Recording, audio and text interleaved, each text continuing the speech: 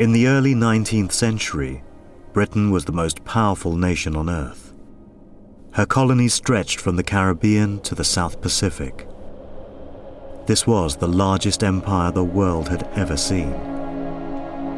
But there is a lost chapter to that imperial history, the story of over 1 million people who were secretly enslaved and transported to the farthest shores of the British Empire. Shipped under agreements that they could neither read nor understand, they didn't know where they were going, and most of them never made it home. Yet what was one of the largest movements of people in the 19th century has now been almost completely forgotten. It is a story of greed, injustice, and the abuse of power. A story which implicates those at the very highest level of successive British governments. Under the system of indenture, Indians had been transported to every part of the empire. South America, Mauritius, Ceylon, Burma, Malaya, and the South Pacific.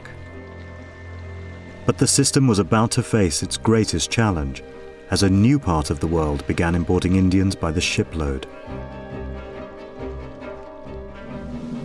Africa, the dark continent. Years ago, fierce wars were waged, and the prisoners that were taken were used as slaves. After the coming of the white men, slavery was abolished, and slave trails were replaced by iron rails. The Indian coolies were no longer confined to the sugar plantations. In South Africa, the growing railway network required cheap manual labor to continue blazing its trail across the African plains. The train, crawling across the vast African countryside, looks like a tiny insect. By the dawn of the 20th century, over 100,000 Indians were working for the British in Africa, on the railways and in the cane fields and the mines. But the status of Indians within the empire was about to change. In 1893, a young Indian lawyer arrived in Durban and set up his first legal practice. Over the next 20 years, this young man would change drastically from a middle-class lawyer to an extraordinary political leader.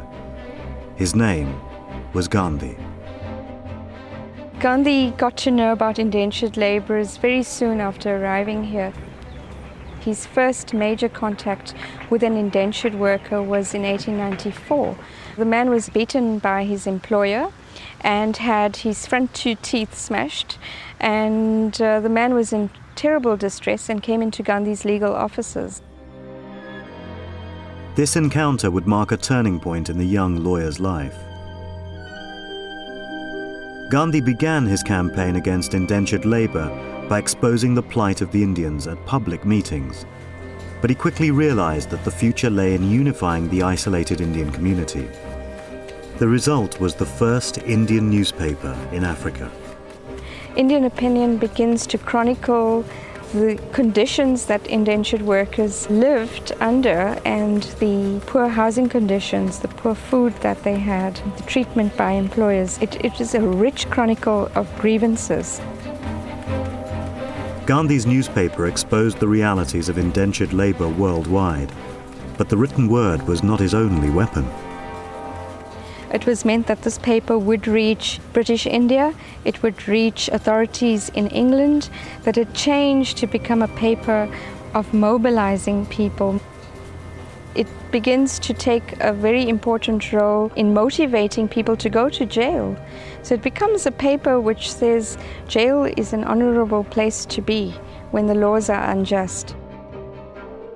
The method Gandhi pioneered to end indentured labor became known as passive resistance, a sustained campaign of non-violent protest based on the principle of civil disobedience.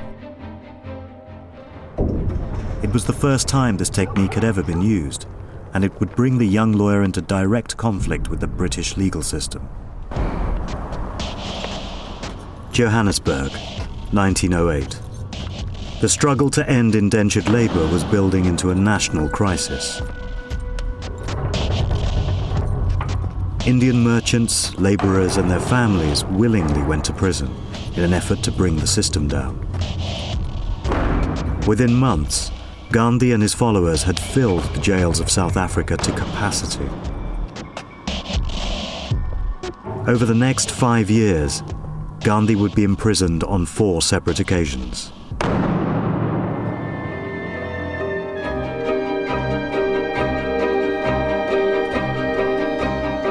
But going to jail was only the beginning of Gandhi's revolutionary strategy.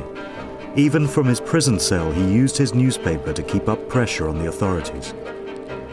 I shall have no opportunity of writing for Indian opinion, as I shall be serving a sentence of imprisonment. The hardships of jail life are mostly imaginary. Keep absolutely firm to the end. Suffering is our only remedy. Victory is certain.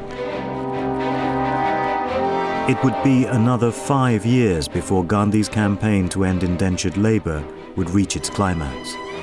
5 years of repeated beatings and imprisonments. But Gandhi did not persevere alone. His wife and children, including Uma's grandfather, aged just 18, served prison sentences by his side. While the Indian coolies continued to toil in the sugar plantations of South America and the West Indies, it was events on the other side of the world that would finally turn the tide against the whole system of indentured labour. News of Gandhi's campaign in South Africa had reached London, and the idea of an Indian uprising became a very real threat. The Indian problem was the obsession of one man, General Smuts, the Prime Minister of Natal. He demanded that his friends in Westminster rid Africa of what he called the Asiatic cancer that they had introduced. They began by enforcing an impossible tax on the Indians. Gandhi didn't give up. He continued to hold protest meetings and invited Indian political leaders to come to South Africa and see how badly the empire treated its Indian citizens. In November 1913, Gandhi launched his biggest campaign to date. He began by addressing Natal's coal miners, persuading the indentured workers to come out in protest against the government. Soon, over 15,000 indentured workers from the nearby sugar estates also joined the strike. 20,000 people responded to Gandhi's call. These are the only surviving photographs of that protest in 1913 and show Gandhi himself at the moment of his arrest. They also capture the birth of civil disobedience.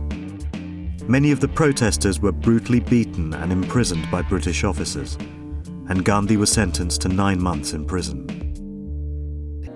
Even from within the establishment, unlikely voices were moved to announce that indenture could not be allowed to continue. One was Lord Hardinge, the Viceroy of India. Indians in South Africa have violated these laws with full knowledge of the penalties involved. In all this, they have the sympathies of India, deep and burning, and not only of India, but of those who, like myself, have feelings of sympathy for the people of this country.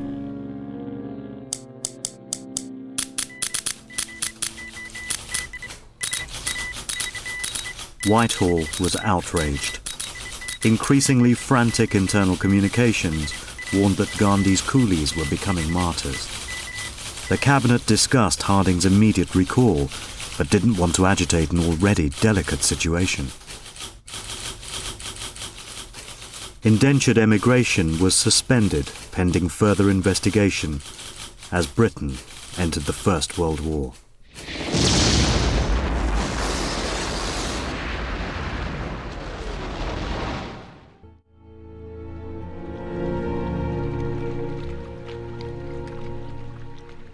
While Britain turned its attention to other more pressing matters, the man who had arrived in South Africa as a young middle-class lawyer was preparing to leave a completely changed man. We were all coolies. I was an insignificant coolie lawyer. Take Gandhi, the lawyer, in 1906 in a Western suit, and take Gandhi on the eve of his departure from South Africa, dressed in very Indian traditional dress, but very simple rustic dress. In his dress in 1914, when he's leaving, he's signaling his identification with an indentured working class, that this is the identity that he wishes to be associated with. This is a Gandhi who has managed to find a mass following. And the nutshell of what is Gandhiism is very much in shape in 1914. And it's in India that he then begins to apply whatever he has learned in South Africa to a bigger project, the freedom of India.